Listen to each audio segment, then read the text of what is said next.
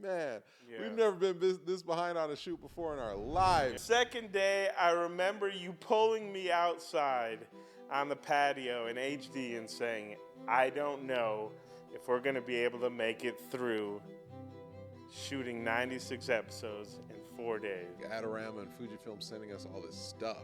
Like, they don't just do that, you know? And they believed in us. Yeah.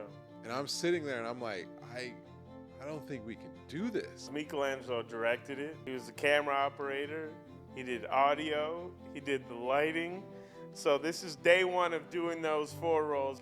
Dude, I didn't even sleep that night. I pulled an all-nighter. Yeah. I just went home, showered, packed my bag, called a freaking Lyft to the airport, and then went to the meeting with Fujifilm. So we have this 5-minute problem. We have 30 seconds to figure this thing out, and we're shooting scenes. We're like, because we got to go now. We got to shoot some scenes. We got to try to make up some time, because literally before we start shooting, we're already behind. Today, we're going to give you an inside look of what it was like to be on set in those 4 days while we were shooting 90 episodes. So we got an investment to do this, right?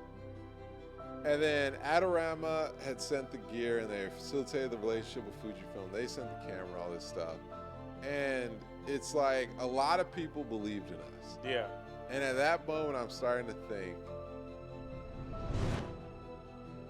Episode 2, baby, is all about production, man.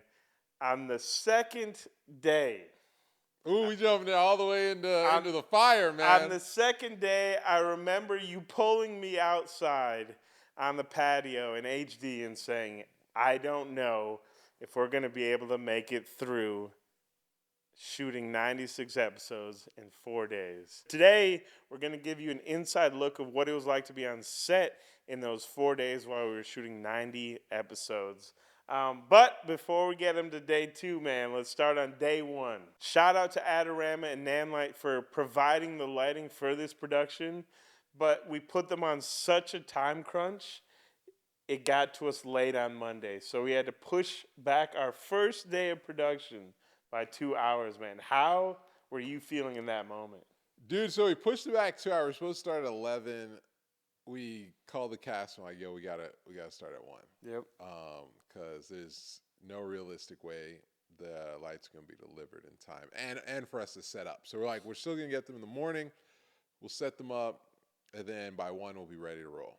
So we're already on a tight timeline, man. Like as the days were leading up to production, I realized 2 things. What'd you realize?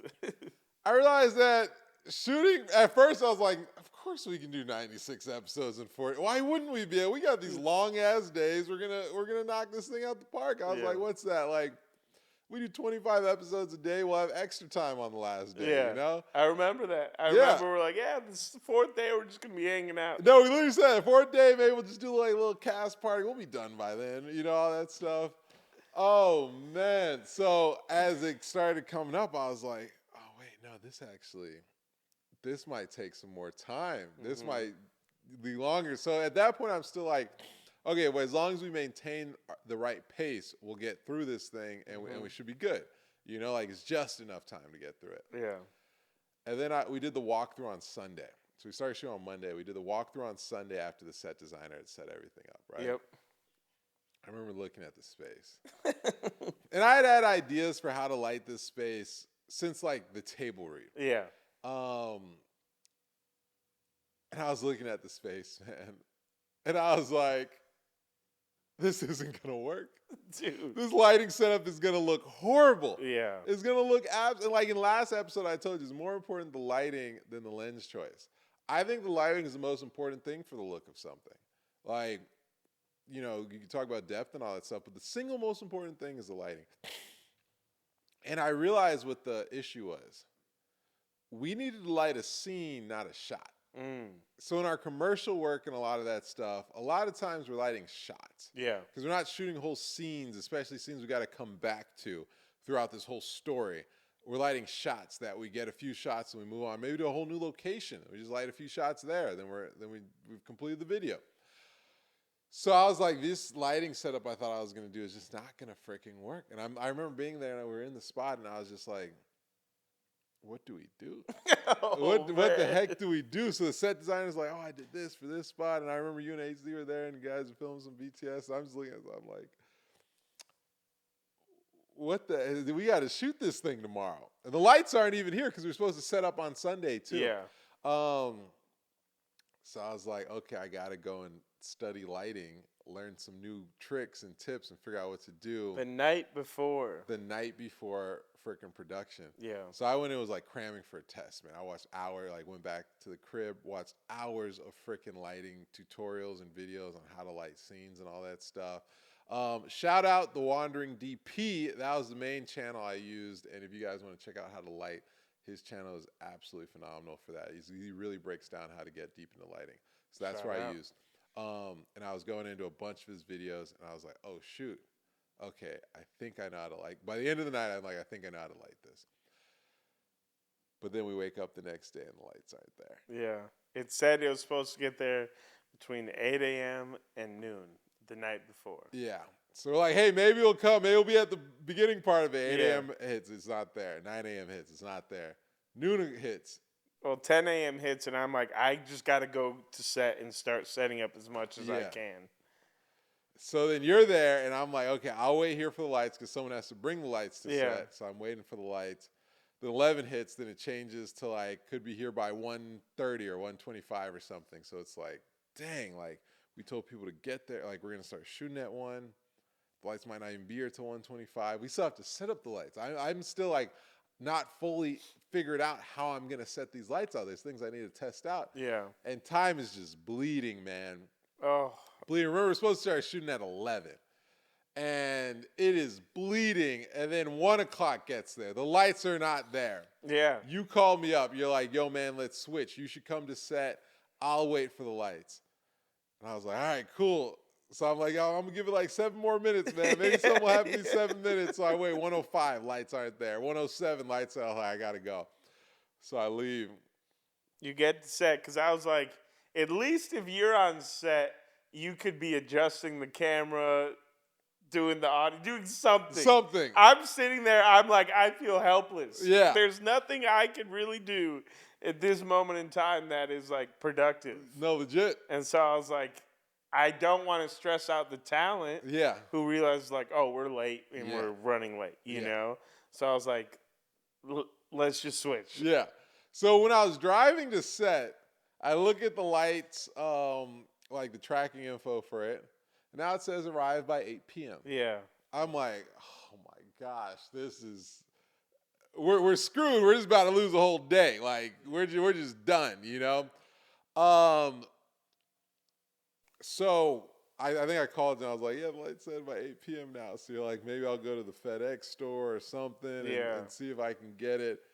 So then you got back. So you know what happened there. Yeah. But I remember getting to set and I was like, all right, HD, this whole living room the set designer just made up for us. We're flipping it. He's like, what? I was like, let's just start moving couches. The biggest thing was I realized like all the couches were right against the wall. Yeah. We couldn't shoot right into a wall. Yeah. You know, like that. You're just not doing it. Like if you're thinking, here's an advice to shoot for anybody who's just starting. Don't shoot right into a wall because you're gonna have no depth. Your shot's not gonna look good. Yep. If it's a tight space, shoot into a corner of the room. Kind of like this is set up for both of our shots. We're shooting into the corner of the room, and our chairs aren't even right up against the wall. It gives you depth. It allows the background to really fall off instead of just a hard stop right after your subject. Yep. So that's one of the things that was keeping me up late night. I was like, we're shooting, the couches are all against walls. We're shooting right into walls. So we flipped it around, pretty much just turned everything so they were all like kind of like this, where they're off the wall a little bit, and then they're going into the corner, and then we're utilizing the outside window more so we could get more of a feel and a fall off there. And we get the day rolling. We start, and then this is your first time with the camera and the time code. Yeah, so the time code wasn't working to start. Yeah. And it's like, what? Yeah, which is the most important thing for the audio when we're in the sync edit. The audio. Yeah. And that's the main way we sync audios with time code, and that's not, like, we couldn't figure out how to get that to work. Yeah. And so I'm there, I'm like, what the heck is going on here? Yeah. Like, we just set up the audio or the lights real quick. Now we have the lighting set up, but now the time code's not working. Yeah. And whenever you have gear problems on a shoot, especially when you're running behind, it's like it could be a 5-minute problem, like 5 minutes to Google something, check up some settings, and you're good. But you got like 30 seconds to figure this out. We always say, if like 5-minute problems are like impossible to figure out in 30 seconds. Yeah. But then like afterwards you figure out and you're like, oh, that was so easy. So we have this 5-minute problem. We have 30 seconds to figure this thing out, and we're shooting scenes. We're like, because we got to go now. We got to shoot some scenes. We got to try to make up some time because literally before we start shooting, we're already behind. And so we hadn't started shooting until like 3:30 now.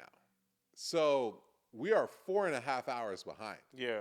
Like just from the word go, we are starting at a 4.5 hour deficit. And I was like, man, we've never been this behind on a shoot before in our lives, man. Like, this is insane. What was some of your concerns with that? Like, where was your mind at with it? By that time, I still didn't realize how hard this was going to be. I was like, okay, that was an outlier. You know, the lights are here. We don't have to worry about getting the lights anymore. The lights are here, this. I was like, now we're just going to fly through this thing, right? Yeah, very similar to me, too. I was like, we got the lights. We're good. Yeah, okay, we can finally... 4 days? 32 hours? Yeah, no, legit. I was like, we can at least start running the race. Yeah. And if we can run the race, we can finish the race.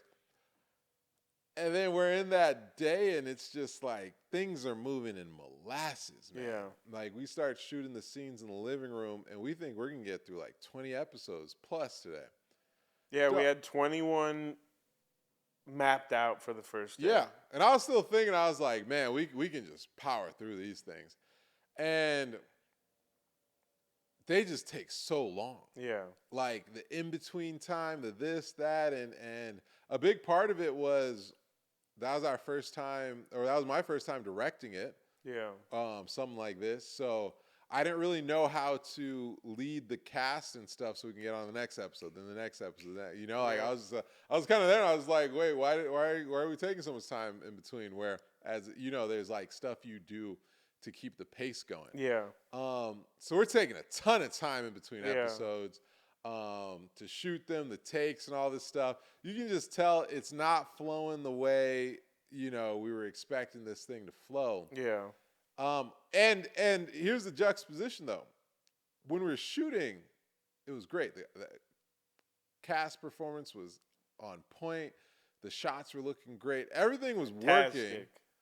It just was taking forever to get through the thing. And we're already so far behind. Yeah. So like we started 4.5 hours behind from when we started shooting. And it's like every episode we shot, we're getting a little bit more behind even more. We're adding on to that deficit. And so now I'm like, oh, shoot. But still, I'm like, this is day one. It's day one. Done this before. Yeah, I was the same with day one. Yeah, like we're good here. This like, is why we were talking. I remember we were like, you know what? We had planned to do this in 3 days because we planned to do this in 3 days first. Then we added Monday to the shoot. We're like, this is an extra day. This day was extra anyways. Yeah. We didn't even need this day in the first place. So the fact we got 10 episodes done, we're a ninth of the way done. And we're a fourth of our time done. Yeah. That math is not checking out. Yeah.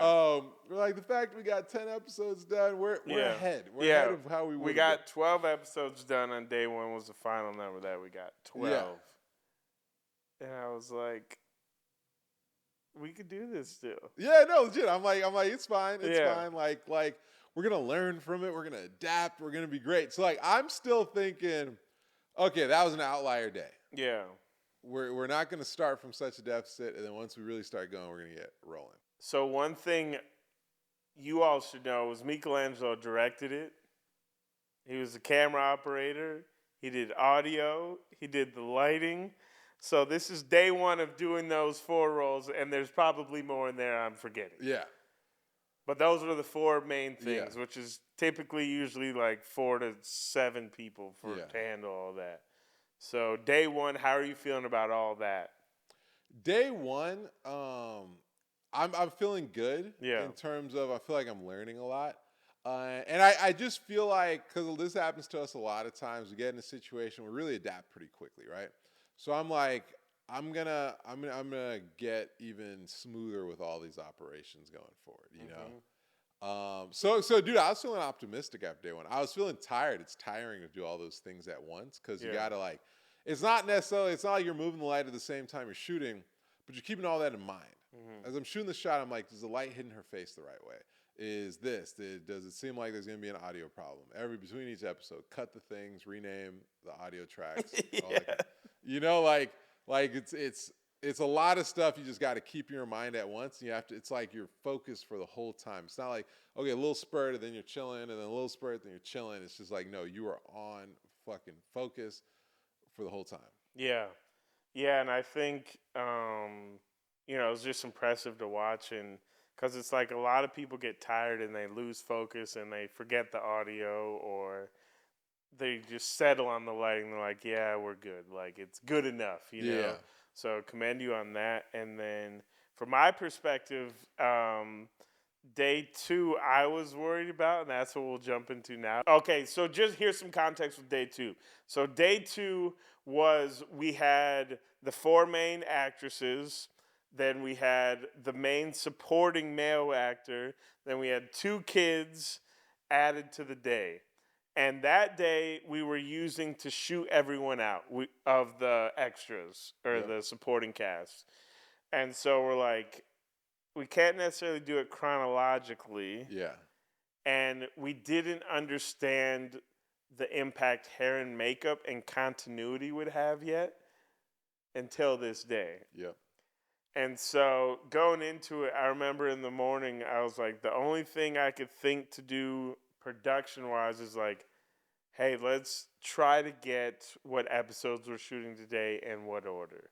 Because I noticed from day 1, like that was one of the logistical challenges we were going to run into. I didn't know how to solve it, what the answers were, or really even what question to ask. So we get into day 2. How are you feeling day 2? Day 2, I'm feeling fine with day 2. I think it's about to be really straightforward. So one thing for me is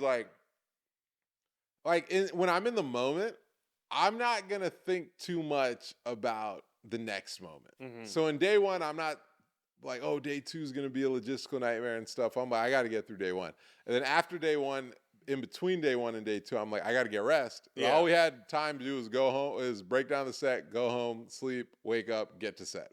So I'm like, I just need to focus on resting right now so that I can, for whatever day 2 brings, I can be ready for that, right?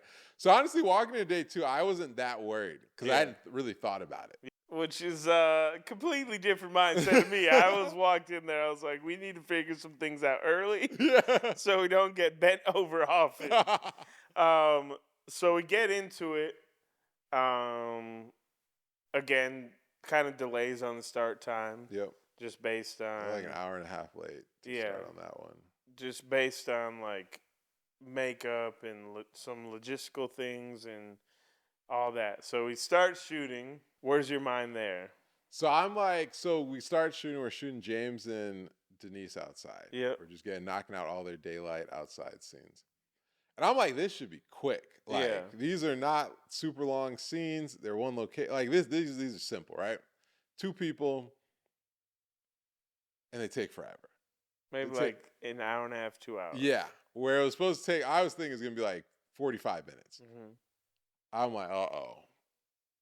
Because yesterday things were taking forever. But I was like, oh, that's just our inexperience. That's just the first day. And day 1, you know. Everyone was also reaffirming us like, hey, this is how day 1 goes. We've been on a lot of sets and stuff like that. Day 2 is starting that same way. We've started late. The scenes are taking longer. And these are simpler scenes than before. And I'm like, what the heck is going on here? So this is when it starts to come. Where I'm like, okay, if these took this long, how long? We have way more complicated scenes to shoot. How long are those going to take? Yeah. And so we finish that scene, and then I walk in, and it's like, okay, got to set up the lights for I think a kitchen scene or a dining room table scene or something. Yep. And so I had to set up more lighting setups in day 2 than any week of our career. Yep. It was insane. And it's like I had to set it up with a new lighting mindset, too. It wasn't like just set up some lights. It was like, no, take everything I learned in that crash course on Sunday night and now use all those principles to set up these lights. Yeah. But now it's completely different environments. Like where the light can be motivated from is changing constantly. It's like even what time of day is changing constantly that we're shooting and all these things. And it's just like, oh shoot, got to set those things up. There's so many people on set. There's so many people on set, and it's just like, it kind of just like, you're setting things up, and people just standing around, and it's just like, get out the way, yeah, man. just kind of watching you and Yeah. waiting And patiently. Yeah. Like, I mean, everybody was patient and stuff, but I'm like, y'all just need to get out the way. If y'all aren't in this scene, I need y'all like out of here, Because just so much happening and so much you got to think about. Then you get into the scene and you're shooting it, and then then there's questions coming left, right, and center, and I'm like, so it's starting to get overwhelming, man. Yeah. Things just happening from all freaking directions. And so I'm getting questions. What scene are we going to do after this one? And this, what are they wearing? What are they wearing? And I'm like, Stuff. all y'all got the script. Why y'all asking me? But Yeah. I get why people are asking me. But just because I was getting so deep in the hole, like all these things started getting more and more intense. And so we shoot the next scene, and it takes longer than I expect. Then we shoot the next scene, and it takes longer. And I remember at that point, I think we're like 3 scenes in, and we are hours into this day. Yeah. And I was just like, there's no way. Yeah. I was like, there's absolutely no way we're going to be able to finish this shoot. And you know what the worst part of that was? What was the worst part? It was, so we got an investment to do this, right? Yeah. And then Adorama had sent the gear, and they facilitated the relationship with Fujifilm. They sent the camera and all this stuff. And it's like a lot of people believed in us. Yeah. And at that moment, I'm starting to think, did we kind of like misplace their belief? Yeah. That was kind of like in that moment, that's what started to pierce through. Where it was like, dang, a lot of people like believe in us. Not just like, oh, I believe in you, but like people put their money into this thing. Yeah. Like a lot of money into this thing. People like Adorama and Fujifilm sending us all this stuff. Like they don't just do that, And they believed in us. Yeah. And I'm sitting there and I'm like, I don't think we can do this. Yeah. And there's no like turning back. We got to pay the cast and everybody that came. So like the money's gone. They already sent the stuff. They pulled strings to make this happen in such a quick amount of time. And dude, I remember I was there as all this stuff is just coming from every direction. And that's what's really coming through as the feeling. And that's where I'm like, I don't think we can do this thing. And that's when I pulled you and HD, and I was like, yo, guys, we got to go outside. And that's when I was like, yo, guys, I don't think we can do this. Tell me your perspective. When I pulled you guys outside, all this stuff was going on. Yeah, so from my perspective, I'm the logistics guy, Mm-hmm. So I'm kind of, you say you're like in the moment or whatnot. I'm on the 4th day, like, already processing, like, all right, if we're moving at this pace, we'll be on like the 40th episode. We might get to 50. Yeah. And, this is our first time doing a series, so I'm like, I don't really know the answers to, like, when people say cut scenes or whatnot. I'm like, I don't even know how we would go about that. Yeah.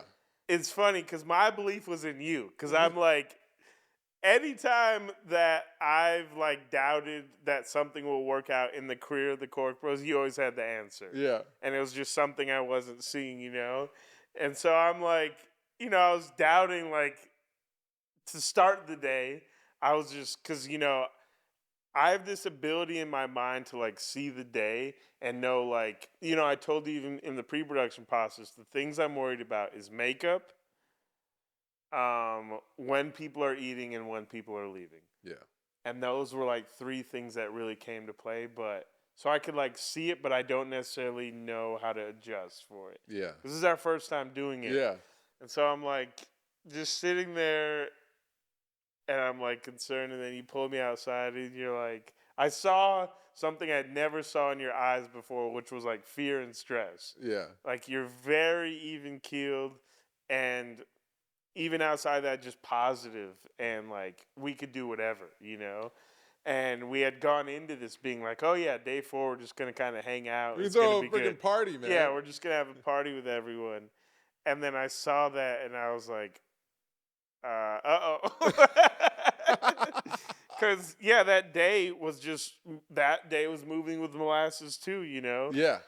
Felt like we were slowing down, not picking up. Yeah, it felt like we were slowing down, not picking up. And then, one of the lessons I learned in that moment too was like, oh, shoot, I should have studied the script more so I could be able to help know how to solve some of these problems and Yeah. answer some of these questions people were asking.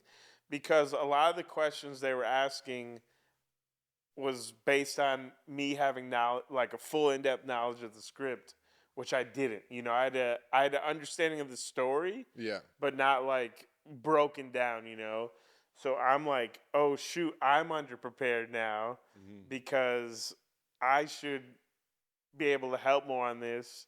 And we're in this situation. You're saying you need help, and I'm like,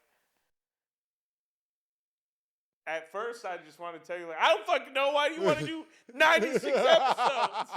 Like, that's on you, not me.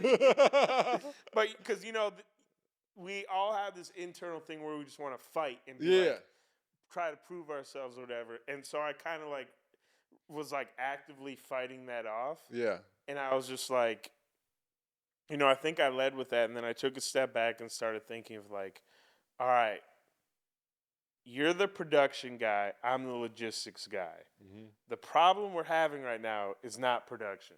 Mm-hmm. It's logistics. And so in that moment, I step away with HD. And, at first I'm like, I have no clue how we're going to figure this out. Yeah. But we actually came into this room that we're in right now. And we sit down. And I'm like, two things started to seep into my mind. Like, oh, man. We made it a point to pray before everything we've done, and we haven't prayed today. Mm-hmm. And so when I came in here, Bo was in here as well. I was like, Bo, could you just pray for us? Like, we feel like we're not going to get things done, and we're a little worried. So Bo prays for us. We said in the midst of God, like, we're going to pray on set, not like in the holding room, basically. Yeah. And so I was like, after this, Bo, would you just mind going in there and praying over everyone? Yeah. And so once he did that, honestly, it became clear of like, now I know how to attack this and make this clear. But it wasn't until that moment where we honestly had to pray and invite God in. And I don't know about for you, but it just became clear. And it didn't feel like we were moving through molasses anymore. Yeah. Like, we figured out some of those things, you from a production standpoint, and then me from like a logistics standpoint to make it smoother sailing, Yeah. Because it was funny. I think it was during that time too, we couldn't get a hold of your mom to bring the food. Yeah. And so we're all starving. Yep. We're behind. Yep. We can't get a hold of the catering. And so, yeah, actually I remember that too. Remember, I was about to order Papa John's. Yeah, no, facts.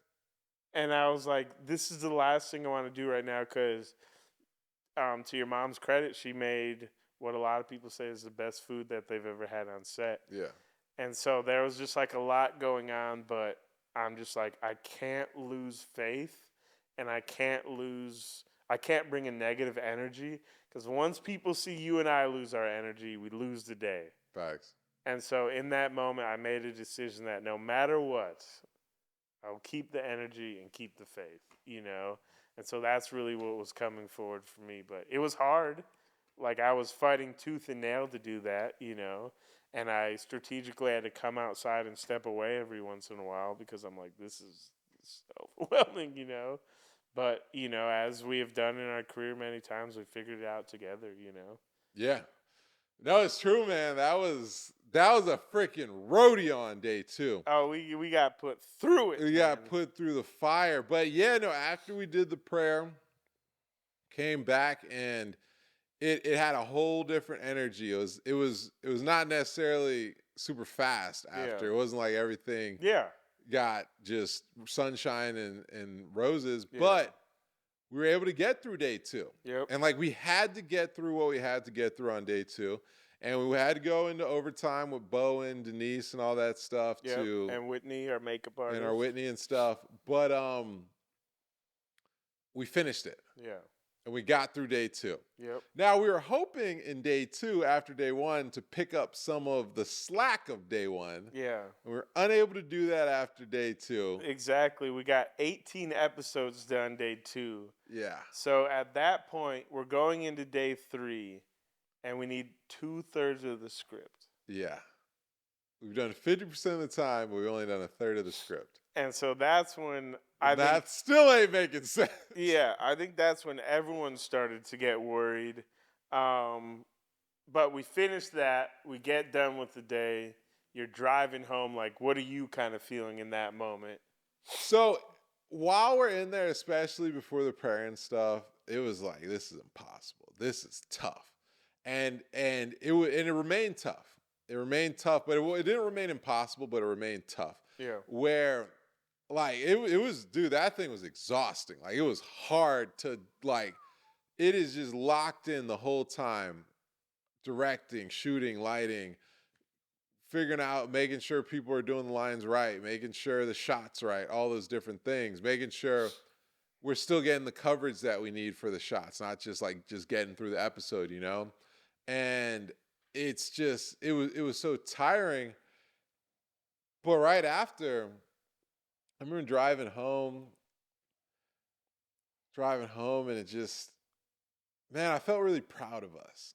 We weren't anywhere where it's like we're out of the woods. Yeah, we were. We're still in the woods. Yeah. We're still deep in the woods. Yeah. We're still lost in the woods. But I was really proud of us because I was like, the crazy thing is, you like to think of yourself as having grit or resilience and things like that, right? And you say, oh, because of this reason, I've done this, or I went through this situation, so I know I have grit or resilience. It's only when you're in the situation do you know. Mm-hmm. Otherwise, you just think it's all hypothetical, you know? Yeah. And I was really proud of us because we were in the situation, a situation unlike anything we've been in before. We had all this pressure from like, we got to make this thing good because we want to get this joint on freaking Netflix or Disney Plus or something like that. It's got to be a certain level for that. We want to make it so that everybody that believed in us financially and with the gear and all that kind of stuff that took steps, like we want to honor that. Mm-hmm.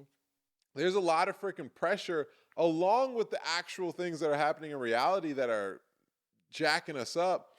And even with all that, you and I kept our cool. We just walked through the freaking fire, man.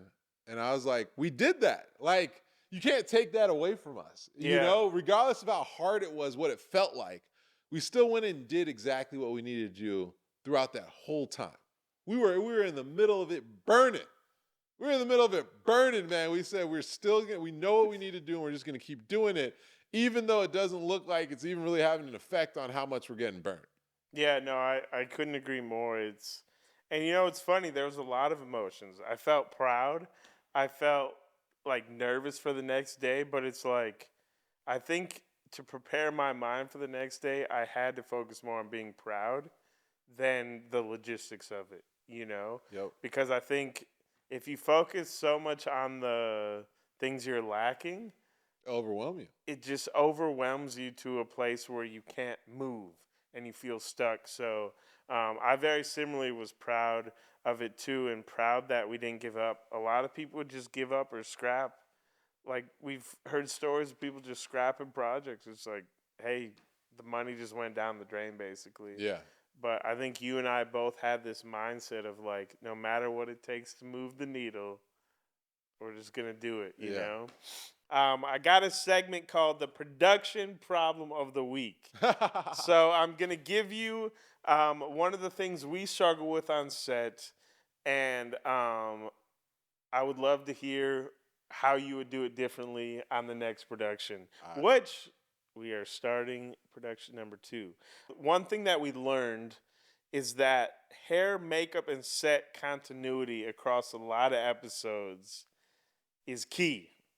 And it's one thing we didn't really have the ability to pay attention to because we were focusing on so many things. So when it comes to hair, makeup, and set continuity across 50-plus episodes, how would you ensure that that gets handled for next production? What I would do is I think there's two great ways to go about it, especially with a smaller budget and smaller team, which is how we tend to operate. So, two ways. Way one is just have it be all take place in, let's say, one day, in one scene where the hair and makeup and even wardrobe can just stay the same. So you get people, they get hair and makeup up, and you don't have to worry about it anymore. Big issue that happened to us on day two is we kept having, that really slowed us down too, is we kept having to change days, which means the makeup change, which means the wardrobe change. That would take like an hour, hour and a half, and that's just burning through time each time you have to do it. So I would just keep those the same if you're on a production. Or the second thing you can do is if you're like, oh no, my script calls for multiple different days that things are happening, different looks for the characters, just schedule, do it so that you can shoot all of one look in one block. Then if you still have time, let's say that took half a day, then you do your next look in the block. Or what will be even easier is just each day shoot a different look. So don't jump around through the looks throughout the days. Do either two looks where you just shoot one block and you get to the next look. You'll have like, maybe that'll be like a nice little break time too. Or just at the beginning of the day when you're going to be doing hair and makeup regardless, now we're going to the second look and we're going to shoot everything there. So don't jump around in the day. That's going to destroy you. Yeah, no, I think that's great advice. That was killing us. Was just we kept jumping around. We also didn't even understand that, you know. So we're like, yeah, just we're on day 3 now, guys, and they're like, all right, well, I gotta do a whole new look for this, you know. And so we didn't understand that. So I think, and then they had to get themselves in the mindset of the characters. Yes. So each day they're in different mindsets. Oh, that's key. So like they had to do all of that too. So yeah, it is tough on the hair and makeup people because we didn't have budget for more than one person for hair and makeup, and most microdramas are not going to have budget for more than one person on hair and makeup. So that means it takes 45 minutes to do one person. Let's say you have 3 actresses. That's an hour. That's 2 hours and what, 15 minutes. Yep. You just burn through 2 hours and 15 minutes just changing looks, not shooting, changing looks. Yeah. No, that's huge, man. So I think that's great advice. Now on to everyone's favorite segment, the This or That, man. So this segment is This or That with the director of the Cork Bros, who shot 90 episodes in 4 days. This is the production edition. All right. Would you rather have a 4-person crew or a 10-person crew? Man, I would still rather have a 4-person crew, man. We did it. What do we have? We had you, me, HD, Isabel, and Whitney on location crew. I'd rather have a 5-person crew, man. Hey, it's 4 or 10, man. I'd rather have 4 then. You're getting cut. You're getting cut. He's going 4 over 10. Would you rather have one location with multiple rooms or multiple locations? One location, multiple rooms. Because multiple locations means you have to travel between them. If they are close, even if they're close by, people having to grab their stuff, get in the car, drive, even 5 minutes away is not a 5-minute trip. If it's just like, hey guys, just walk into that other room over there, that'll take 20 seconds. Yeah. So you're talking about between probably 20 minutes minimum if it's 5 minutes away as opposed to 20 seconds. Give me a warehouse with multiple rooms. All right, there it is. Multiple rooms, one location. Would you rather... From a talent perspective, would you rather start with the emotional scene or end with it in a day of shooting? Man, I feel like just going from what the talent's reaction, because we kind of did both. There are times we started with emotional and times we ended with it. I think you're going to hear from the talent that, oh man, starting with it is so hard because this. Oh man, ending with it is so hard because of this. I think if they really have a preference and you can work that into your schedule, do what the preference is for the talent. Otherwise, for me, what would I do? I don't know. I'd probably end with the emotional scene. They can build towards it rather than start and then they're just trailing off. So it's more of a crescendo. So I'd end with it. If I'm just I can do whatever I want. Yeah. Would you rather shoot the whole thing handheld or shoot every shot with the gimbal? Oh man, that one's easy. I don't want to shoot any shot with a gimbal. I'll write out scenes that need a freaking gimbal, man. I'll look Yeah. at it up. Oh man, where I'm supposed to be following this, but screw it. We're gonna do this instead. There it is. And the last this or that for this week. Would you rather have your mom catering the set or anyone else in the world, man? Rather have my mom catering the set, man. Her food was fantastic. You'll hear it from the cast and everything. But the also other thing is too is her energy that she brings, her presence, her performance that she brings always just adds to the thing. So I'd always rather have my mom do it. Oh yeah, man! And shout out to Michelangelo's mom who came in and catered all 4 days. Some of the best food that the people have had in their lives, the cast have had Yeah. in their lives. And then, as you were saying too, she also brought a presence and an energy that I also think helped us when right when you need to eat, Yep. you're kind of feeling tired or stressed or your emotions are down a little bit, and so she kind of brought in an energy that revamped us all. So I think she was actually a key piece in it all. So shout out to Michelangelo's mom there. All right, so day 3. Day 3, Back to man. day 3. Um, so we start the day, and on day 3, the adjustment we made was we're shooting all the living room scenes. Yep. We're not going to move anywhere else. We're just going to shoot as many living room scenes as possible.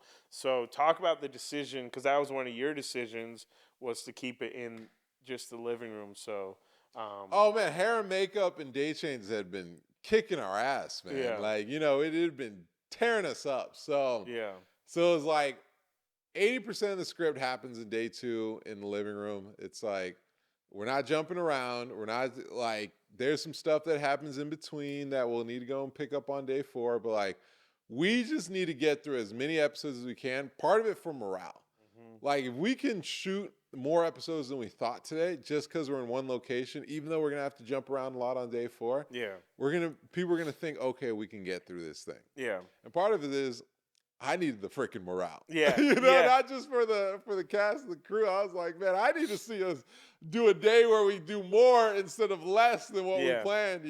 yeah, And also just like, being in one location, like day 2, switching all those lighting setups, like that was mentally taxing, man. So it's like, let's set up. We got a great lighting setup for the living room.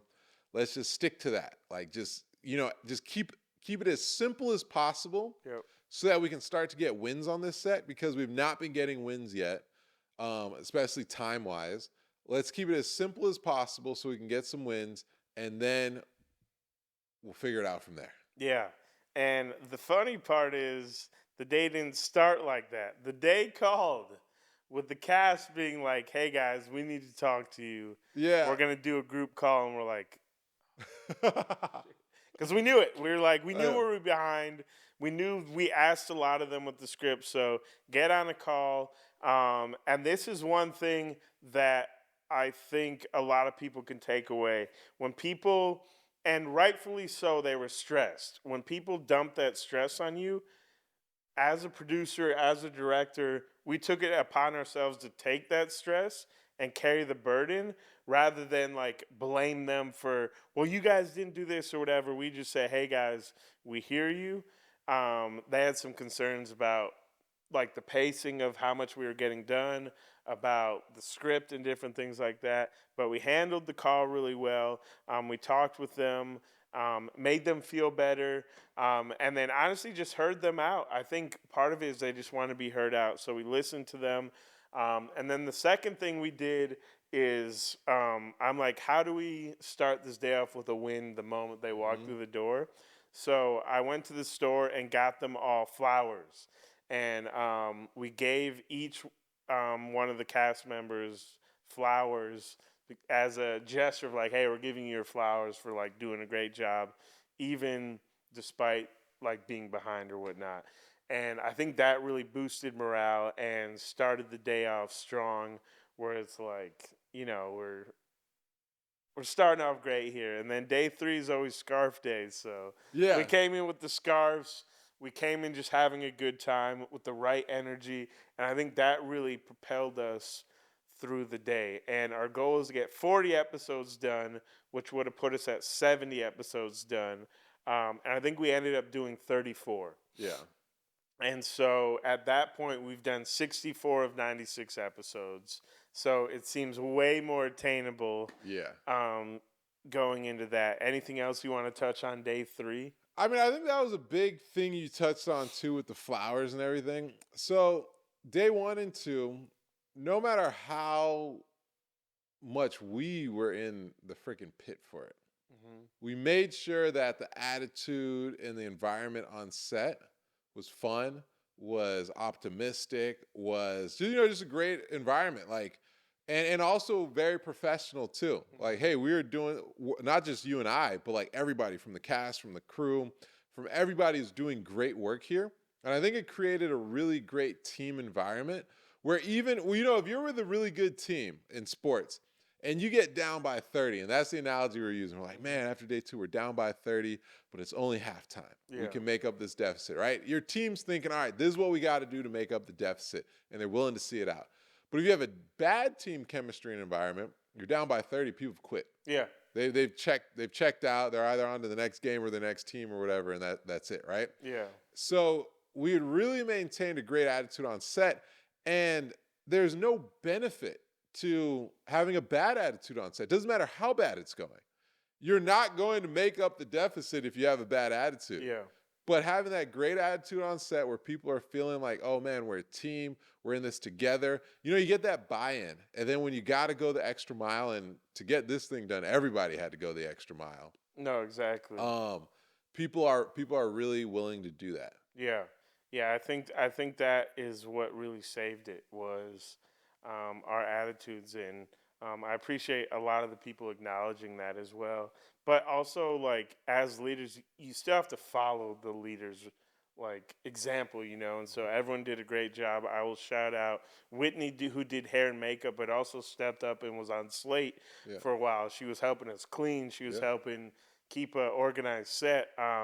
Isabel was doing an incredible job. She was on book. She was on slate. She was bringing a lot of suggestions from her past experience of like, hey, this is a suggestion to maybe shoot 2 episodes at once so this could be more efficient. And then, shout out to HD, who was capturing the BTS. He was doing data dumps. He was doing slate. He was helping move lights and doing everything in his power to help us keep on track. So we wouldn't have been able to make it through without those 3 people who also have brought positive attitudes too. Like, because if we had a great attitude but they didn't, that would show off, or that would kind of transfer over to the talent. So I think they did a great job there. Yeah, and it was fun, man. Yeah, it was it's fun. like It's we were in the Scarf Day. fire. How could you not have fun? Yeah, like it was fun to be on set. We were still joking. We're behind. Things are taking longer, and we're still joking on set. We're still like, just having a great time. Everybody was still present in the moment and enjoying it. It'd be like every once in a while, I feel like, people would realize that we're behind, but in the moment to moment, it was a really good time to do it. No, I agree, man. I agree. And that takes us to day 4, man. But before we jump into day 4, man, let's do a tactical segment. And in this segment, I want you to dive into shooting 3x4 vertically handheld the whole time. And then like how you're able to maintain shooting vertically handheld for that long. So yeah, dive into that segment. Shout out to Fujifilm and the GFX Eterna 55. That bad boy was. Yeah, no. So we used the Eterna GFX 55 for this shoot, Fujifilm's flagship cinema camera. And the great thing about this camera, and the reason why we wanted to use it, is the sensor is naturally 4x3. What that means is just the dimension of the sensor is 4x3. What you usually get on these cameras, the good cameras, the full frame ones, are 3x2 sensors.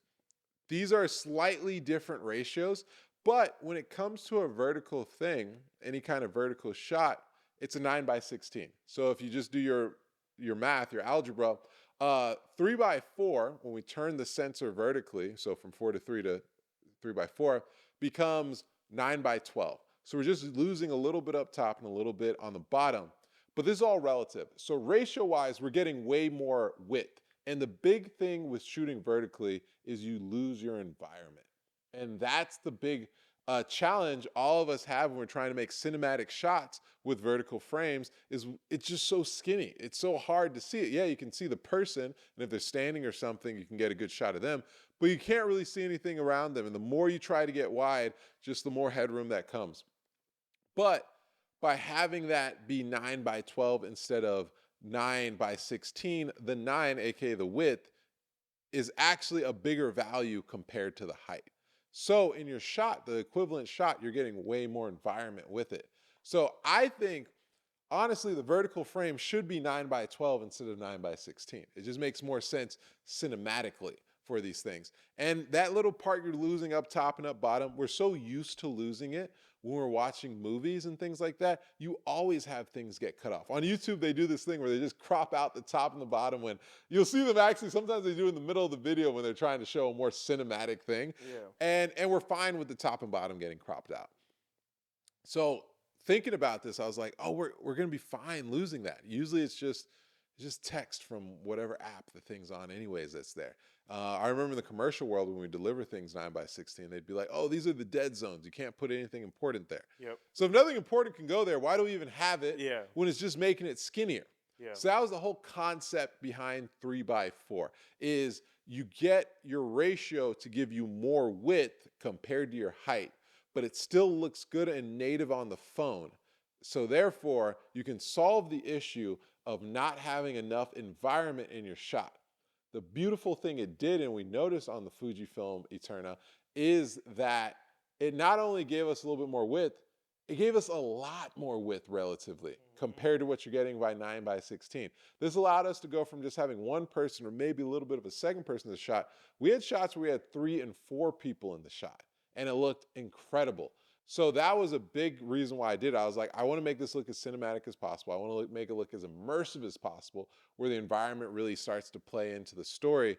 And how do we do that? And when I saw that the Fujifilm Eterna 55 was 3 by 4, I was like, that it's a no-brainer. Yeah, no, it was one of the crucial decisions you made, and one of the reasons why I think we'll really stand out is we're just going to lean into that. Yep. And it's funny, I'm sure there might be platforms that try to reject it or be, no, you got to be 9 by 16, but we don't care because, you've allowed a lot of what we do to be forward-thinking and not where it's currently at. So props to you for that. But day 4, we're in there. And let's jump forward to the last hour on set, man. So it's the last hour. We are exhausted. Oh my gosh! Like, dude, we are delusional. Like, oh, we're delusional. I remember someone asked you a question, and you gave you weren't even there response. And I was laughing so hard, I had to go outside for like 5 minutes just to take a break because I knew exactly where your mind was. You're like, I'm not even here, guys. Yeah. I don't ask me any questions. It's not question time, guys. It's getting across the finish line. Yeah, so we're in the last hour. We're 3 episodes away, so we ended up getting 90 episodes in. So what are your thoughts there? We're not quite across the finish line, but you could see it. Where's your mind at? The thing with the last hour, 2 hours was we had like 2 different day changes. Yeah. So we got to 6 episodes left. Yeah. But we still had about 3 hours of shoot time. Yeah. So we had powered through this day, cleared day 2 by that point, and we just had we had like 2 or 3 episodes in day 1 and 2 and 3 episodes in day 3. Yep. And we knew. Because now we had to get 4 women, hair and makeup, across twice. Yeah. To get to day 1 and then to get to day 3. And this is going to take forever. Yeah. So we got 6. It was 10 o'clock. I think it was 10 o'clock when we had 6 episodes left. And then HD jinxed us. Yeah. HD jinxed us. Oh, yeah. He hadn't read the tea leaves yet. I was like, once he said it, I was like, we're definitely cursed now. Yeah. HD said, oh, man, we're almost done. We're almost there. And I was like, oh, there's no way. We had 6 episodes left. We've been crushing these episodes. It's like 15 minutes an episode or less. I think we got down to like 8 or 9 minutes shooting an episode Yeah. by then, which was incredible. It was taking Yeah. us like 40 minutes to shoot an episode in day 1 and 2. Then we got it down. There were episodes we shot in 8 minutes. Yeah. I remember the looking. average was 11 minutes. I was keeping track. Yeah. So the average over the last year was 11 minutes. Yeah, dude, I remember because I would do the time thing and it would keep track of time. It would be like 8 minutes and 20 seconds from when I started the audio, which is not when we're rolling, to when I cut the audio, which is after we're rolling. Yep. Shout out to the talent for really leaning in and figuring it out too. Yeah. Just how to power through it. They did an incredible job. No, facts. So yeah, we're in that last hour or two. I remember that I did my favorite lighting setup during that time. Yeah. We had to go and get some morning day 3 shots, and I hadn't even thought about midnight. It's midnight. It is midnight at this point. Pitch black. Pitch black. And I was like, I know exactly how to do it. And so I really enjoyed the Nanlite 500B on the set. Mm-hmm. Being able to go and change the color temperature of it was dope. But even just the power of it. Yeah. Because usually we use like 300 lights. This one's a 500, so it just has more output. And I shot this thing through the freaking window, man. It felt like the sun. I mean, most of our daytime shots in the living room are actually done at night. Yeah. And then this morning shot is done at night too. And the Nanlite was just the sun coming through the freaking window, and it set this thing. But I remember I was so just like cooked, man. Oh, I didn't say anything. I think I just disappeared, and I just went and started grabbing lights and just set this thing up. There's no way I could have communicated it. Yeah. I just had to like set it up. I was like, whatever everybody else is doing right now, I'm just going to set this thing up. Yeah. Set up this dope shot. But I remember we got to the last hour of this thing, and you know when you get to like the last hour of a road trip? Oh, yeah. And it starts to drag a little bit? It's like, you know you're almost there, so there's a little relief. Yeah. But you're also like an hour. Now all of a sudden, you've been driving for 2 days, right? Yeah. So like an hour is nothing, Yeah. but now an hour is everything. Yeah. You know? Yeah. So I remember we're there, and it's kind of feeling like that. And then we get to the second to last scene. We shoot it. And then Jael's like, I didn't have a mic. I didn't have my mic on. Like not even just like on it. She didn't have it on her person. Yeah. And we're like, well, we'll reshoot that after we shoot this one. Yeah. So we're like, okay, so we're gonna shoot the last scene. And then Princess is like, oh, my mic fell. So we're like, okay, HD, go listen to the mic while we shoot Jael's scene again and see if it's usable. Shoot Jael's scene, we get that done. It's not usable. So we had to reshoot both of those scenes again for audio problems. Those are the only times we had audio problems the whole time. Thankfully. Yeah. I mean, we were playing it fast and loose with audio on this one, man. Oh, yeah, we were, man. We were. We were playing it real fast and loose on this one. Thanks. But, I mean, that's also credit to you, too, where the only times we had to reshoot a scene due to audio was the last 2 scenes, which after, 40 hours of... Yeah.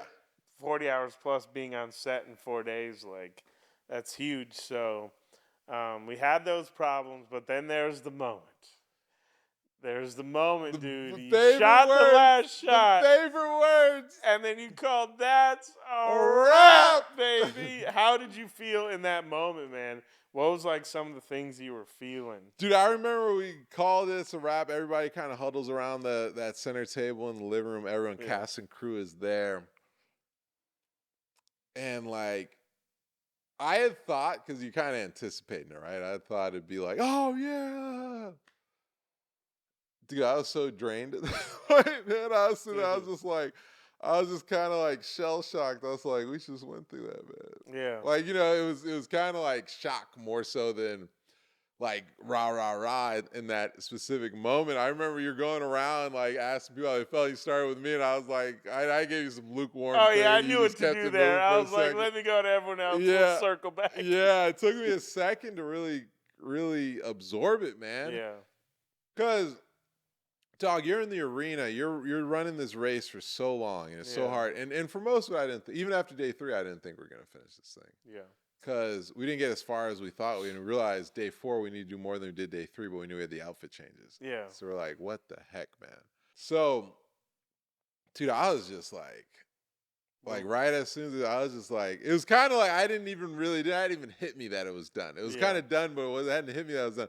And like, we still had more to do. Oh man. Our job wasn't done yet. It was honestly just kind of starting because we had to be out of the Airbnb, and it's 1 a.m. now. Yeah, so we have to break down the whole set, Break down the clean whole it set, up. clean it, reset it, Yeah, and then you have to hop on a plane to New York at 10 a.m. yep.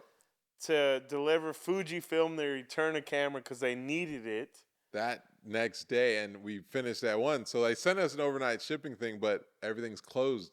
So it's like there's no way it's getting to them in this time. Yeah. Unless we, like, I literally hop on a flight and bring it to them. Yeah, so you have to get on a plane. And so it was like, I think I remember you leaving set at like 3:34 in the morning. Yeah, And then I ended up leaving at like 5:45 in the morning. yeah.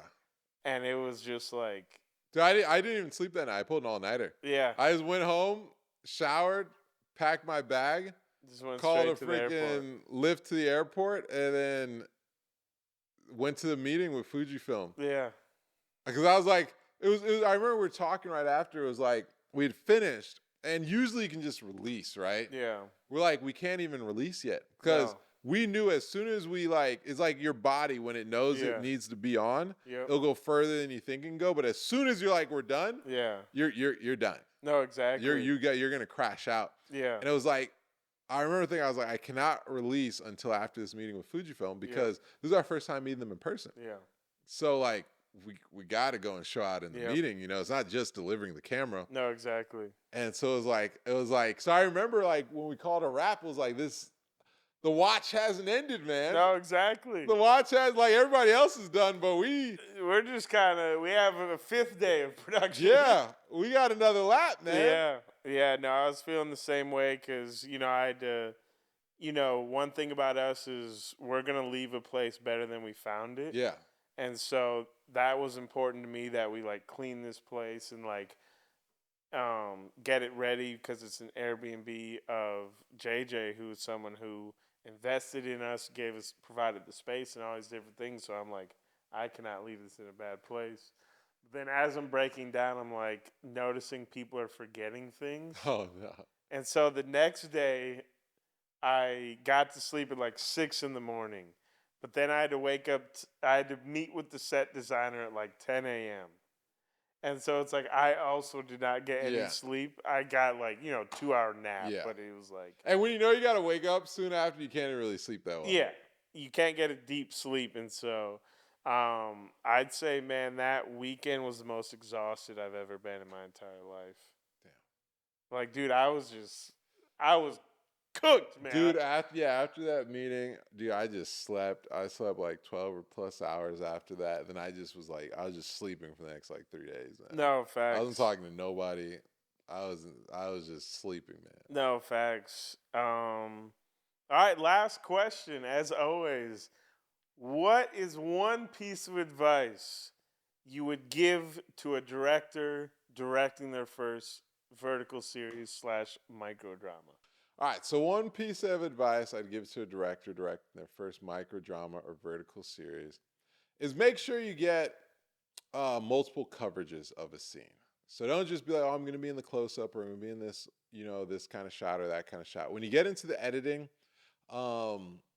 you'll start to see that different scenes require different things.